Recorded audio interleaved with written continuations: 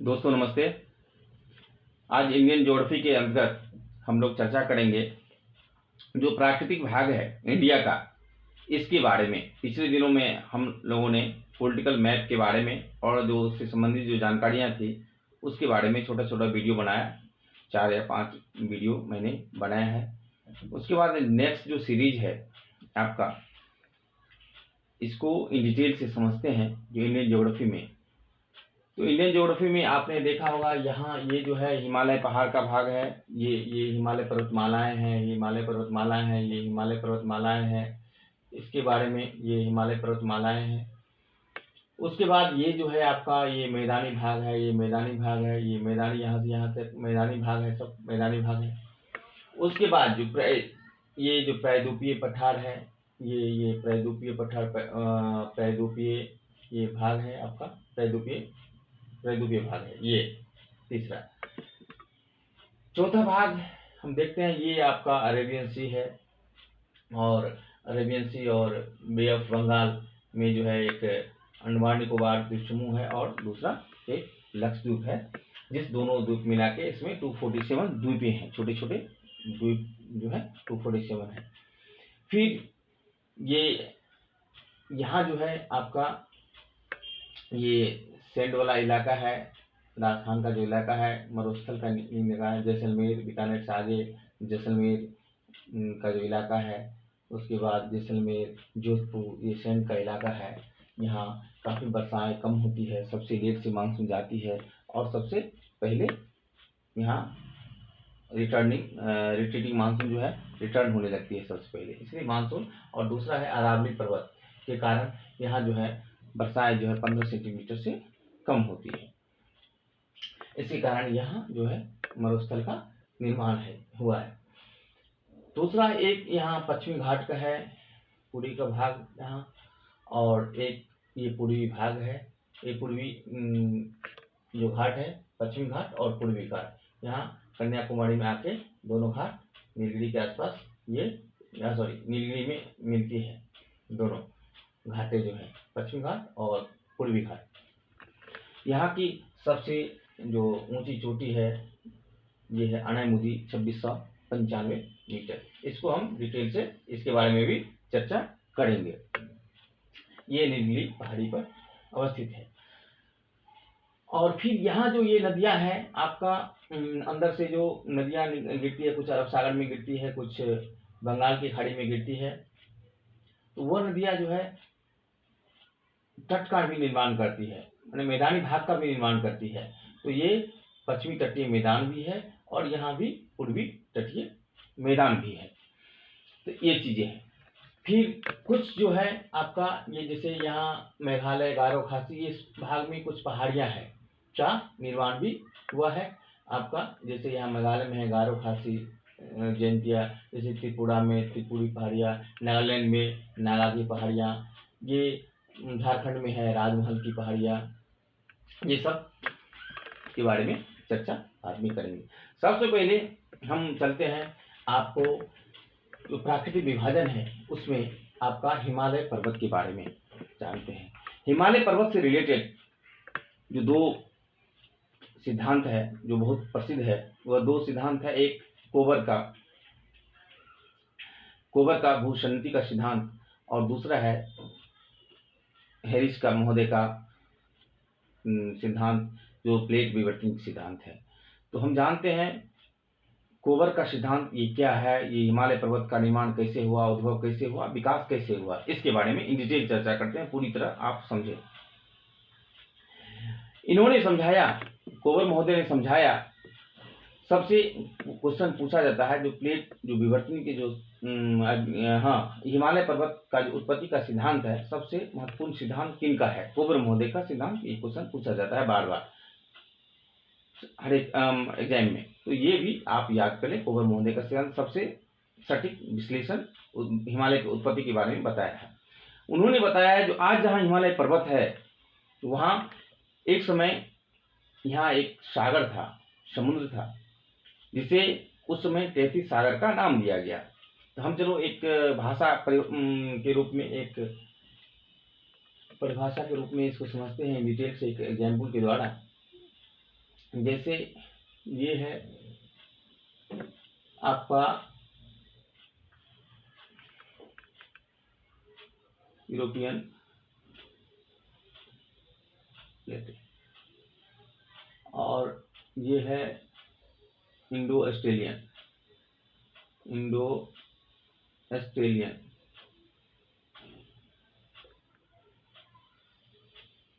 ये दो, और ये बीच में तैतीस सागर, माने बीच में समुद्र था, जिससे उसमें तैतीस सागर का नाम दिया गया।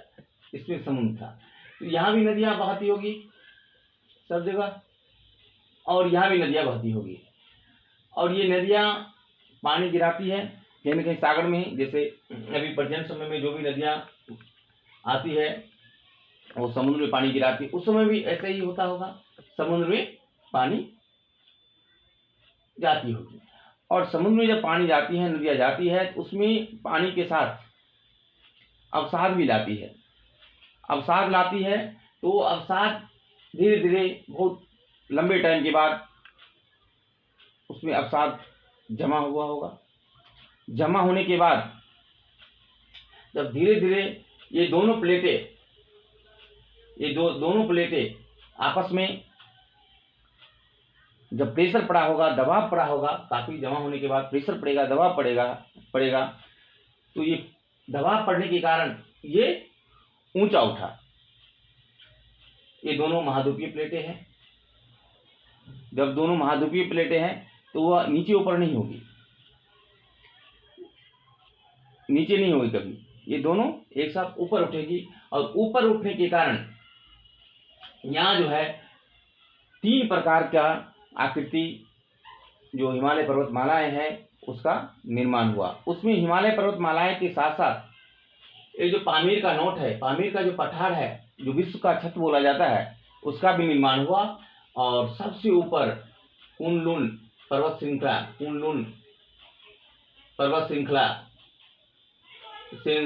का भी निर्माण हुआ। कुनलुन पर्वत श्रृंखला, और बीच में ये जो है पामीर का पठार, और फिर हिमालय पर्वत का निर्माण हुआ। ये हिमालय पर्वत ये इन्होंने ये समझाया। फिर हैरिस महोदय ने ये समझाया प्लेट विवर्तनिक सिद्धांत के द्वारा। उनका सिद्धांत का नाम है प्लेट विवर्तनिक सिद्धांत। कोवर महोदय का जो है इनका सिद्धांत प्लेट विवर्तनिक सिद्धांत है। कोवर महोदय का सिद्धांत के बारे में चर्चा किया। अब जानते हैं इनके बारे में। प्लेट विवर्तनिक सिद्धांत में एक समय ऐसा होगा जो पृथ्वी गर्म गोला होगा, और वह गर्म गोला जब धीरे धीरे ठंडा हुई तो उसमें क्रैक पड़ गया। क्रैक पड़ने के बाद विभिन्न प्लेटों में वो बट गया। कुछ प्लेटें महाद्वीपीय बनी, कुछ महासागरीय बनी। महासागरीय जो प्लेटें हैं वह भारी होने के कारण नीचे चला गया, और महाद्वीपीय जो प्लेटें हैं हल्की होने के कारण वह ऊपर हुआ। तो उन्होंने भी वही बोला, सिद्धांत दिया कि दोनों आपस में महाद्वीपीय और महासागरीय प्लेटें, जो महाद्वीपीय प्लेटें थी, जो यूरेशियन प्लेटें और इंडो ऑस्ट्रेलियन, ये जो प्लेटें हैं दोनों जब आपस में मिलेंगे तो समुद्र ये जो आपस में जो अभिसरण की प्रोसेस होगी, प्रक्रिया होगी, तो वह फिर ऊपर उठेगी, और ऊपर उठने के कारण एक बलन पड़ेगा। जैसे कोई शर्ट में बलन पड़ता है, कमीज में बलन पड़ता है, सिकुड़ता है, उसी प्रकार बलन पड़ा। और बलन पड़ने के बाद ये जो पर्वत, ये मोरदार पर्वत का, हिमालय जो पर्वत है ये मोरदार है, ये मोरदार पर्वत का निर्माण हुआ। उन्होंने भी यही समझाया। तो ये सिद्धांत फिर एक महोदय, तो हम देखते हैं इस सिद्धांत के द्वारा जो हम अब चलते हैं, ये जो विभाजन हुआ कैसे कैसे क्या हुआ इसके बारे में। अब हिमालय पर्वत से जो उस पार का जो पर्वत है, हिमालय से जो आगे का पर्वत है, नॉर्थ साइड का पर्वत, उसका जो निर्माण हुआ है उसको हम ट्रांस हिमालय कहते हैं। और फिर जो उससे जो नीचे है अलग अलग भाग में, वो ट्रांस हिमालय है। और उसके बाद एक बृहद हिमालय है जो यहाँ से लेकर के आपको यहाँ से लेकर के यहाँ असम तक पूरा गया है, बृहद हिमालय बहुत बड़ा। उसके बाद आपका ये हिमालय उत्तर से दक्षिण इसका विभाजन किया गया है। उसके बाद लघु हिमालय, लघु हिमालय के बाद शिवालिक हिमालय, इसका निर्माण ऐसे हुआ है। अब हम चलते हैं उसमें, अभी जो ट्रांस हिमालय है, ट्रांस हिमालय, तो इसमें सबसे ऊपर जो श्रेणी है उसमें उसका जो नाम पड़ा है, उसके नाम के बारे में जानते हैं। काराकोरम K2 सबसे ऊपर, आप नोट करते जाएं, K2 काराकोरम। उसके बाद लद्दाख, हमारे राज्य में लद्दाख, और फिर जास्कर, जास्कर की श्रेणी, ये जास्कर के 3 भाग बना है। फिर आपका जो बृहद हिमालय है ये ट्रांस हिमालय में है। और फिर बृहद हिमालय में ग्रेट हिमालय जिसे नाम दिया गया, उसमें सबसे पहला पंजाब हिमालय है। और फिर जो लघु हिमालय है उसमें धौलधार है। और फिर तीसरा जो है शिवालिक हिमालय का निर्माण हुआ है। अलग अलग जगह अलग अलग नाम दिया गया है। तो हम देखते हैं इसका जो संकेत में शॉर्ट में बोलते हैं, कल जाएंगे। तो सबसे बड़ी इसको जगह को अगर समझ लेंगे ये जगह कहाँ अवस्थित है, लोकेशन हमें पता होनी चाहिए। तो ऊपर कौन है नीचे कौन है, तो ये इजी होगा मुझे लर्न करने में, आसान करने में, क्वेश्चन को हल करने में। तो सबसे पहले आप लेंगे काराकोरम लद्दाख, काराकोरम लद्दाख जास्कर। फिर चलेंगे इधर नॉर्थ से साउथ की ओर, नॉर्थ से साउथ की ओर। तो फिर ये बृहद हिमालय में पंजाब हिमालय जो अभी जम्मू कश्मीर का भाग है, ये जम्मू कश्मीर का कुछ भाग है और कुछ भाग अभी पंजाब में भी है। उसके बाद ये जो हिमाचल प्रदेश का अंग है धौलधार श्रेणी, और फिर ये शिवालिक श्रेणी। जितनी भी पर्वतमालाएं हैं, ऊंची चोटियां हैं, वह बृहद हिमालय में सब ऊंची चोटियां हैं। और इसके बारे में हम भी जान लेते हैं। दूसरा जो सब माउंट एवरेस्ट है वह हिमालय की नहीं, विश्व की सबसे ऊंची चोटी है। विश्व की 8848, अभी जो डेटा आया है समथिंग वो 8848.86, क्योंकि हिमालय पर्वत नया है, ये धीरे धीरे इसका विस्तार और होगा और ऊंचाई इनकी जो है वो बढ़ेगी, इसीलिए इनकी ऊंचाई बढ़ रही है। अभी जो लास्ट डेटा आया है 8848.86 मीटर। तो विश्व हिमालय का ही नहीं, यह इंडिया में नहीं है, यह नेपाल में अवस्थित है, ये भी लर्न कर ले। यह हिमालय की जो चोटी है सबसे ऊंची चोटी, यह हिमालय की जो पर्वतमालाएं हैं, हिमालय की पर्वतमालाएं, उसमें सबसे ऊंची चोटी है जो नेपाल में अवस्थित है 8848 मीटर, विश्व की सबसे ऊंची चोटी। क्वेश्चन पूछा जाता है, आप लोग कंफ्यूज मत होना। दूसरा जो काराकोरम में है अवस्थित K2 गॉडविन ऑस्टन K2, यह भारत में की सबसे ऊंची चोटी है। यह भारत की सबसे ऊंची चोटी, लेकिन हिमालय में नहीं है, यह काराकोरम में है। मैंने उत्तर से दक्षिण जो विस्तार बताया था आपको, वह गॉडविन ऑस्टन में ये है। गॉडविन ऑस्टन जो K2, यह काराकोरम में अवस्थित है, हिमालय में नहीं है, काराकोरम में अवस्थित है, जो ट्रांस हिमालय का भाग है काराकोरम में। अब चलते हैं जो इंडिया का हिमालय पहाड़ में जो अवस्थित है सबसे ऊंची चोटी इंडिया में, ये भी लद्दाख एरिया में है काराकोरम। ये भी सबसे ऊंची चोटी वह कौन सी है, वह है सिक्किम में कंचनजंगा, 8598 मीटर, 8598 मीटर। 3 टाइप का क्वेश्चन हुआ आपका। इंडिया की सबसे ऊंची चोटी K2, विश्व की सबसे ऊंची चोटी माउंट एवरेस्ट। तीसरा क्वेश्चन हुआ जो इंडिया में अवस्थित हिमालय की सबसे ऊंची चोटी वह है आपका सिक्किम में कंचनजंगा। 3 क्वेश्चन इसमें कंफ्यूज करता है लोग, ये 3 क्वेश्चन आप अच्छी तरह लर्न करें, अच्छी तरह समझे इसको कहाँ क्या है। उसके बाद हम इसका जो विस्तार होता है इसकी, हाँ एक और बाड़िया महोदय ने इसका विस्तार आपको पूरब से पश्चिम की ओर 4 भाग में इसको डिवाइड किया, 4 नदी के आधार पर, नदी के आधार पर इन्हें 4 भाग में विभक्त किया, 4 भाग में विभक्त किया नदी के आधार पर।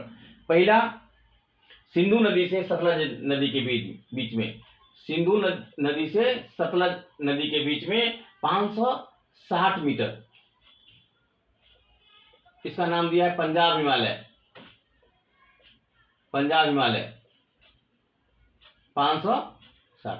हाँ ये भी बता दूं आपको, हिमालय जो पर्वतमालाएं हैं इनकी लंबाई 2400 किलोमीटर है, 2400 2400 किलोमीटर।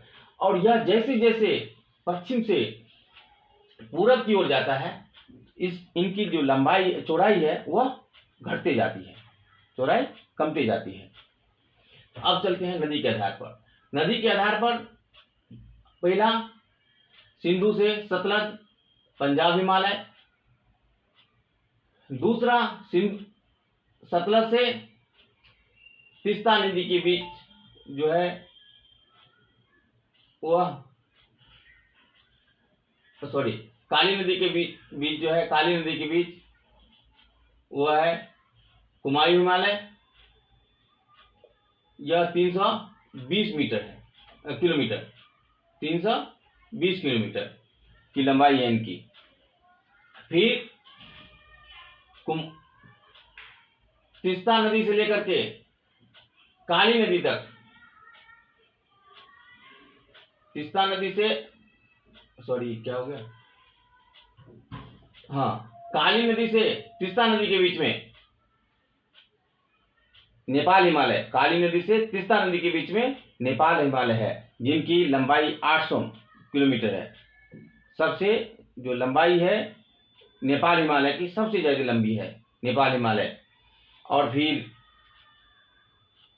तीस्ता नदी से लेकर के ब्रह्मपुत्र नदी तक असम हिमालय जिनकी लंबाई 720 मीटर है, जिनकी लंबाई 720 मीटर, ब्रह्मपुत्र यहां तक जिनकी लंबाई 720 मीटर है, सेकेंड लार्जेस्ट। ये 800 नेपाल हिमालय, 720 असम हिमालय, उसके बाद 560 पंजाब हिमालय और कुमायूं हिमालय की सबसे कम लंबाई 320 किलोमीटर। ये पश्चिम से पूरब विस्तार, इनको लंबाई के आधार पर, नदियों के विभाजन के आधार पर इनका नाम पड़ा है। पहला पंजाब हिमालय, पंजाब हिमालय जो कुछ भाग इंडिया में, कुछ जो कश्मीर का भाग है और कुछ भाग पाकिस्तान में भी है। और ये सिंधु नदी से सतलज नदी से कुमायूं हिमालय काली नदी के बीच में है, काली नदी से तीस्ता नदी के बीच नेपाल हिमालय है और तीस्ता नदी से ब्रह्मपुत्र नदी के बीच असम हिमालय इनका। अब इनकी चोटियों के बारे में जानते हैं। सबसे इनकी जो चोटियां हैं, कुछ चोटियां, उनके बारे में हम अगले टॉपिक चोटियां के बारे में जानते हैं। सबसे ऊंची चोटी, अब देखते हैं पश्चिम, ये पूरब से पश्चिम, सबसे पूरब में इनका जो असम में है नामचा बरवा 7758 मीटर है, 7758 मीटर नामचा बरवा जो असम में अवस्थित है, सबसे हिमालय पहाड़ की पूर्वी चोटी है, उत्तर पूर्वी सबसे पूर्वी चोटी। फिर सबसे जो पश्चिम में अवस्थित है वह है नंगा पर्वत, नंगा पर्वत सबसे पूरब में नामचा पर्वत, पश्चिम में नंगा पर्वत, बीच में है आपका सिक्किम में, चर्चा क्या था, सेकंड जो है सिक्किम में कंचनजंगा 85 से 98। फिर आपका जो है ये मकालू है। फिर मकालू के बाद माउंट एवरेस्ट, सीरियली पूछा जाता है क्वेश्चन। मकाली के बाद माउंट एवरेस्ट 8848 पॉइंट, इतना ही लर्न करें, 88 से 48, लेकिन अभी थोड़ा बढ़ा है, 88 से 48.86। फिर आपका अन्नपूर्णा है, अन्नपूर्णा के बाद सीरियली मनसालू है, मनसालू के बाद धौलागिरी है, धौलागिरी के बाद नंदा देवी है, नंदा देवी के बाद कामेत है, कामेत के बाद इधर बंदरपूछ है, बंदरपूछ के बाद ये ब्रासेर बूम है, ब्रासेर बूम के बाद इधर ग्रासेर बूम है, और ग्रासेर बूम के बाद इधर राकापोशी है, राकापोशी के बाद यहाँ नंगा पर्वत है। राकापोशी को तीव्र ढाल का पर्वत बोला जाता है, तीव्र ढाल का, ये भी क्वेश्चन पूछा जाता है, तीव्र ढाल का पर्वत किससे बोला जाता है? राकापोशी को, तीव्र ढाल का पर्वत यहाँ है राकापोशी को। तो ये हम लोगों ने आज इसके बारे में, हिमालय पर्वत के बारे में आपको सीरियली पूछा जाता है, पूरब से पश्चिम या पश्चिम से पूरब, पश्चिम से, नॉर्मली पूरब से पश्चिम पूछा जाता है। सबसे पहले आप मिश्रण करें, नामचा बरुआ, नामचा बरुआ के बाद कंचनजंगा, कंचनजंगा के बाद मकालू, मकालू के बाद माउंट एवरेस्ट, माउंट एवरेस्ट के बाद अन्नपूर्णा, अन्नपूर्णा के बाद मनसालू, मनसालू के बाद धौलागिरी, धौलागिरी नंदा देवी, नंदा देवी के बाद कामेत, कामेत के बाद बंदरपूछ, बंदरपूछ के बाद ब्रासेर बूम, ब्रासेर बूम के बाद ग्रासेर बूम, ग्रासेर बूम के बाद राकापोशी, राकापोशी के बाद नंगा पर्वत। ये पामीर का पठार है यहाँ पर, जो विश्व की छत बोला जाता है। और हाँ, ये K2 गॉडविन ऑस्टिन, ये हम लोगों ने सारे पढ़ा। काफी क्वेश्चन इससे राइज होता है, आप अच्छी तरह से लर्न कर लें। अगले दिनों अभी कुछ मैं पहाड़ियों के बारे में भी जान लेते हैं। यहाँ कुछ पहाड़ियाँ आपका असम में है, कुछ पहाड़ियाँ जैसे नागालैंड में है। जितना भी पहाड़ियाँ हैं नॉर्थ ईस्ट में वो सारी जनजातियों के नाम पर इन पहाड़ियों का निर्माण हुआ है, मैंने नाम दिया है पहाड़ी जनजातियों के नाम पर। जैसे मेघालय में है, काफी चर्चित पहाड़ियाँ हैं, गारो खासी जयंतिया। जैसे नागालैंड में है, नाम से ही है चर्चित, नागा की पहाड़ियाँ। मिजोरम में है, मिजो की पहाड़ियाँ। त्रिपुरा में है, त्रिपुरी की पहाड़ियाँ। तो ये चीजें जान ले।